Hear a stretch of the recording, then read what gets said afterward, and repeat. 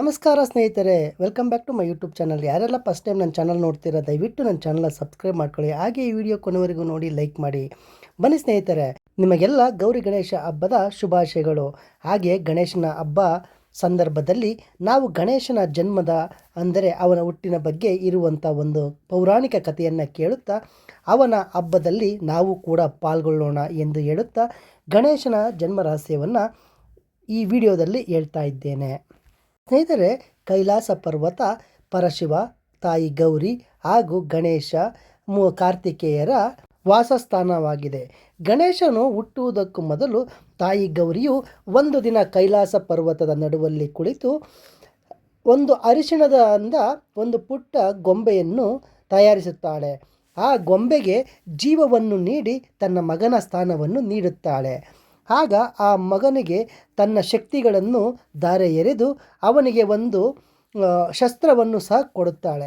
ಕೊಟ್ಟು, ಮಗನೇ, ನೀನು ಇಲ್ಲೇ ಬಾಗಿಲಲ್ಲಿ ನಿಂತು ಕಾಯುತ್ತಾ ಇರು, ಯಾರನ್ನು ಸಹ ಒಳಗಡೆ ಬಿಡಬೇಡ, ನಾನು ಸ್ನಾನಕ್ಕೆ ಹೋಗಿ ಬರುವೆ ಎಂದು ಅವನನ್ನು ದ್ವಾರಪಾಲಕನಾಗಿ ಕೂರಿಸಿ ತಾನು ಸ್ನಾನಕ್ಕೆ ಹೋಗುತ್ತಾಳೆ. ಇತ್ತ ಪುಟ್ಟ ಬಾಲಕನು ತನ್ನ ತಾಯಿಯ ಆಜ್ಞೆಯಂತೆ ಬಾಗಿಲಲ್ಲಿ ಕುಳಿತು ಕಾಯುತ್ತಾ ಇರುತ್ತಾನೆ. ಆಗ ಪರಶಿವನು ಆಚೆ ಹೋಗಿದ್ದು ಸಮಯಕ್ಕೆ ಮನೆಗೆ ವಾಪಸ್ಸು ಮರಳುತ್ತಾನೆ. ಆಗ ತನ್ನ ಬಾಗಿಲಲ್ಲಿ ಒಬ್ಬ ಪುಟ್ಟ ಕಂದನು ನಿಂತಿರುವುದನ್ನು ನೋಡಿ, ಯಾರು ನೀನು ಎಂದು ಕೇಳುತ್ತಾನೆ. ನಾನು ಮಾತೆ ಗೌರಿಯ ಪುತ್ರ, ನಾನು ಇಲ್ಲಿ ಯಾರನ್ನು ಒಳಗೆ ಬಿಡುವುದಕ್ಕೆ ಅವಕಾಶವಿಲ್ಲ, ತಾಯಿಯೇ ಆಜ್ಞೆ ಮಾಡಿದ್ದಾರೆ, ನಾನು ಸ್ನಾನಕ್ಕೆ ಹೋಗಿರುವೆ, ಯಾರನ್ನು ಒಳಗೆ ಬಿಡಬೇಡ ಎಂದು, ಆದ್ದರಿಂದ ನೀವು ಒಳಗೆ ಹೋಗಲು ಸಾಧ್ಯವಿಲ್ಲ ಎಂದು ಪರಶಿವನನ್ನು ಬಾಗಿಲಲ್ಲೇ ತಡೆಯುತ್ತಾನೆ. ಆಗ ಪರಶಿವನು, ಮಗು, ನಾನು ಈ ಮನೆಯ ಯಜಮಾನ, ಶಿವ ಎಂದು ನನ್ನ ಹೆಸರು, ಗೌರಿಯ ಗಂಡ ಎಂದು ವಿಧವಾಗಿ ಅವನಿಗೆ ಅರ್ಥೈಸುತ್ತಾನೆ. ಆದರೆ ಮಂಡುವಾದ ಮಾಡಿದ ಆ ಬಾಲಕ ಯಾವುದೇ ಕಾರಣಕ್ಕೂ ನಾನು ಒಳಬಿಡಲಾರೆ ಎಂದು ಶಿವನ ಮೇಲೆ ಶಸ್ತ್ರವನ್ನು ಯುದ್ಧಕ್ಕೆ ಆಹ್ವಾನವನ್ನು ನೀಡುತ್ತಾನೆ. ಆಗ ಪರಶಿವನು ತನ್ನ ಕೋಪವನ್ನು ಎತ್ತಿಗೇರಿದಾಗ ತನ್ನ ತ್ರಿಶೂಲದಿಂದ ಅವನ ಕತ್ತನ್ನು ಕತ್ತರಿಸುತ್ತಾನೆ. ಅವನ ಅಹಂಕಾರದ ಕತ್ತು ಅಲ್ಲಿಗೆ ಕೊನೆಯಾಗುತ್ತದೆ. ಅಷ್ಟರಲ್ಲಿ ಮಾತೆ ಗೌರಿಯು ಸ್ನಾನದಿಂದ ಬರುತ್ತಾಳೆ. ತನ್ನ ಮಗನು ಕತ್ತು ಇಲ್ಲದೆ ಬಿದ್ದಿರುವುದನ್ನು ನೋಡಿ ರೋಧಿಸುತ್ತಾಳೆ. ಹಾಗೆ ಪ್ರಚಂಡ ಕೋಪದಿಂದ ಅವಳು ಮಹಾಕಾಳಿಯ ರೂಪವನ್ನು ತಾಳಿ, ಇಡೀ ಸೃಷ್ಟಿಯನ್ನೇ ನಾಶಪಡಿಸುವೆ, ನನ್ನ ಮಗನಿರದ ಮೇಲೆ ಈ ಸೃಷ್ಟಿ ಇದ್ದು ಏನು ಪ್ರಯೋಜನ, ನನಗೆ ನನ್ನ ಮಗ ಬೇಕು, ಇಲ್ಲ ಈ ಸೃಷ್ಟಿಯ ಸರ್ವನಾಶ ಮಾಡುತ್ತೇನೆ ಎಂದು ಕೋಪದಿಂದ ಮಹಾಕಾಳಿಯಾಗಿ ರೂಪಾಂತರವಾಗುತ್ತಾಳೆ. ಅಷ್ಟರಲ್ಲಿ ಪರಶಿವನು ಗೌರಿಯನ್ನು ಸಮಾಧಾನಪಡಿಸುತ್ತಾನೆ. ನಿನ್ನ ಮಗನನ್ನು ಮತ್ತೆ ನಾನು ಪುನಃ ಬದುಕಿಸುತ್ತೇನೆ, ನೀನು ಮಹಾಕಾಳಿ ರೂಪವನ್ನು ಧರಿಸಬೇಡ ಎಂದು ಶಾಂತಿಗೊಳಿಸಿ ಪರಶಿವನು ತನ್ನ ಗಣಕೂಟಕ್ಕೆ ಆಜ್ಞೆಯನ್ನು ನೀಡುತ್ತಾನೆ.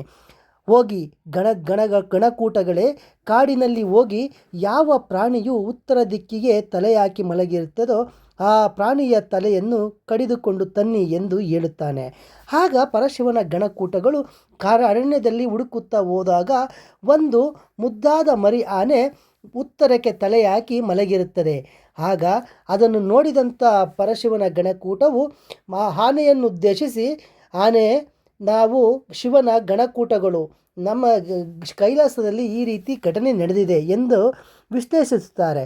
ಹಾಗೆ ನಮ್ಮ ಗೌರಿಯ ಪುತ್ರನನ್ನು ಬದುಕಿಸಲು ಉತ್ತರಕ್ಕೆ ತಲೆಯಾಕಿ ಮಲಗಿರುವ ಯಾವುದೇ ಪ್ರಾಣಿಯ ಕತ್ತನ್ನು ತೆಗೆದುಕೊಂಡು ಬಾ ಎಂದು ಪರಶಿವನ ಆಜ್ಞೆಯಾಗಿದೆ. ಅವನ ಅಣತಿಯಂತೆ ನಾವು ನಿನ್ನನ್ನು ಉತ್ತರ ದಿಕ್ಕಿಗೆ ತಲೆಯಾಕಿ ಮಲಗಿರುವುದನ್ನು ನೋಡಿದೆವು, ಆದ್ದರಿಂದ ನಿನ್ನ ತಲೆಯನ್ನು ಕತ್ತರಿಸುವೆವು ಎಂದು ಹೇಳುತ್ತಾರೆ.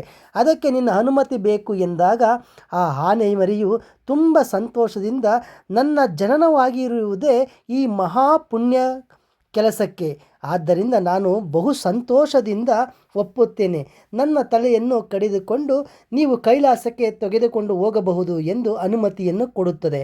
ಆಗ ಗಣಕೂಟಗಳು ಆ ಆನೆ ಮರಿಯ ತಲೆಯನ್ನು ಕತ್ತರಿಸಿ ಕೈಲಾಸಕ್ಕೆ ತರುತ್ತಾರೆ. ಆಗ ಪರಶಿವನು ಆ ಮಗುವಿಗೆ ಆನೆಯ ತಲೆಯನ್ನು ಇಟ್ಟು ಅವನಿಗೆ ಗಣೇಶ ಎಂದು ಹೆಸರು ನಾಮಕರಣ ಮಾಡುತ್ತಾನೆ. ಅಷ್ಟೇ ಅಲ್ಲದೆ, ಮಗು, ನಿನ್ನ ಅಹಂಕಾರದ ತಲೆಯು ಹೋಗಿದೆ, ಈಗ ಬುದ್ಧಿವಂತಿಕೆಯ ಇರುವಂಥ ಈ ತಲೆ ನಿನ್ನ ಮೇಲೆ ಕೂತಿದೆ, ನೀನು ಇಡೀ ಪ್ರಪಂಚದಲ್ಲೇ ಅತ್ಯಂತ ಬುದ್ಧಿವಂತನಾಗಿರುತ್ತೀಯ. ಅಷ್ಟೇ ಅಲ್ಲದೆ ನಿನಗೆ ಮೊದಲ ಪೂಜೆ ನಡೆಯುತ್ತದೆ. ಯಾವುದೇ ಪೂಜೆ ಇರಲಿ, ಹೋಮ ಇರಲಿ ಎಲ್ಲೇ ಇರಲಿ ಯಾವುದೇ ಶುಭ ಫಲಕ್ಕಿಂತ ಮೊದಲು ನಿನ್ನ ಪೂಜೆ ನಡೆಯುತ್ತದೆ. ಆಗ ಮಾತ್ರ ಅವರ ಪೂಜೆಗೆ ಫಲ ಸಿಗುತ್ತದೆ ಎಂದು ಅವನನ್ನು ಮೊದಲ ಪೂಜೆಗಾರನಾಗಿ ಮಾಡುತ್ತಾನೆ ಪರಶಿವ.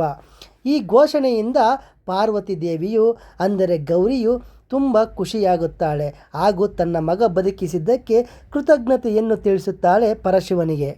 ಅಂದರೆ ಆ ಬಾಲಕನೇ ನಮ್ಮ ಗಣೇಶ, ಗಜಾನನ, ಲಂಬೋದರ, ವಕ್ರತುಂಡ ಮುಂತಾದ ಹೆಸರುಗಳಿಂದ ಕರೆಯುತ್ತೇವೆ. ಅವನನ್ನೇ ನಾವು ಇಂದಿಗೂ ಸಹ ಪೂಜೆ ಮಾಡುತ್ತಾ ಮೆರವಣಿಗೆ ಮಾಡುತ್ತಾ ಸಂತೋಷ ಪಡುತ್ತೇವೆ.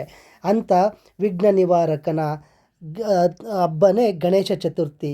ಸ್ನೇಹಿತರೆ, ತಾಯಿ ಗೌರಿಯ ತವರು ಮನೆ ಭೂಲೋಕವಾದ್ದರಿಂದ ವರ್ಷಕ್ಕೆ ಒಮ್ಮೆ ಗೌರಿಯು ಭಾದ್ರಪದ ಮಾಸದಲ್ಲಿ ತನ್ನ ತವರಿಗೆ ಬರುತ್ತಾಳೆ ಹಾಗೂ ಇಲ್ಲಿ ಬಾಗಿನ, ಅರಿಶಿಣ, ಕುಂಕುಮ, ಬಳೆಗಳು ಎಲ್ಲವನ್ನು ತೆಗೆದುಕೊಂಡು ವಿಧದ ಫಲತಾಂಬೂಲಗಳನ್ನು ಸ್ವೀಕರಿಸುತ್ತಾಳೆ. ಹಾಗೆ ಮಾರನೇ ದಿನ ಗಣೇಶ ಚತುರ್ಥಿಯಂದು ಗಣೇಶನು ಸಹ ತನ್ನ ತಾಯಿಯ ಕರೆದುಕೊಂಡು ಹೋಗಲು ಭೂಲೋಕಕ್ಕೆ ಕೈಲಾಸದಿಂದ ಬರುತ್ತಾನಂತೆ. ಆ ದಿನವೇ ನಾವು ಗಣೇಶ ಚತುರ್ಥಿ ಎಂದು ವಿಜೃಂಭಣೆಯಿಂದ ಆಚರಿಸುವುದು. ಅವನು ತನ್ನ ಅಜ್ಜಿ ಮನೆಗೆ ಬಂದು ಅವನು ಸಹ ಅವನಿಗೆ ಇಷ್ಟವಾದ ಮೋದಕ, ಪಾಯಸ, ಕಡುಬು ಎಲ್ಲವನ್ನು ತಿಂದು ಅವನು ಸಹ ಪೂಜೆಗಳನ್ನು ಸ್ವೀಕರಿಸಿ ಫಲತಾಂಬೂಲಗಳನ್ನು ಸ್ವೀಕರಿಸಿ ಮತ್ತೆ ಕೈಲಾಸಕ್ಕೆ ತನ್ನ ತಾಯಿಯನ್ನು ಕರೆದುಕೊಂಡು ಹೋಗುತ್ತಾನೆ ಎಂಬ ನಂಬಿಕೆ ನಮ್ಮಲ್ಲಿದೆ. ಈ ಹಬ್ಬವೇ ಗೌರಿ ಮತ್ತು ಗಣೇಶ ಹಬ್ಬವೆಂದು ನಾವು ಸಂಭ್ರಮದಿಂದ ಆಚರಿಸುತ್ತೇವೆ. ಸ್ನೇಹಿತರೆ, ಈ ಕತೆ ಕೇಳಿದ ನಿಮಗೆ, ನಿಮ್ಮ ಕುಟುಂಬದವರಿಗೆ ಶ್ರೀ ಗೌರಿ, ಆ ಗಣೇಶ ಹಾಗೂ ಶಿವನ ಆಶೀರ್ವಾದ ಇರಲಿ ಎಂದು ಹೇಳುತ್ತಾ ಈ ಪುಣ್ಯ ಕಥೆಯನ್ನು ಇಲ್ಲಿಗೆ ಮುಗಿಸುತ್ತಿದ್ದೇನೆ. ಮತ್ತೆ ಮುಂದಿನ ಮತ್ತೊಂದು ಮೌಲ್ಯಾಧಾರಿತ ಕಥೆಯೊಂದಿಗೆ ನಿಮ್ಮನ್ನು ಭೇಟಿಯಾಗುತ್ತೇನೆ. ಅಲ್ಲಿವರೆಗೂ ನನ್ನ ಧನ್ಯವಾದಗಳು ಸ್ನೇಹಿತರೆ. ಹಾಗೆ ನಿಮಗೂ ಮತ್ತು ನಿಮ್ಮ ಕುಟುಂಬದವರಿಗೂ ಗೌರಿ ಗಣೇಶ ಹಬ್ಬದ ಶುಭಾಶಯಗಳು.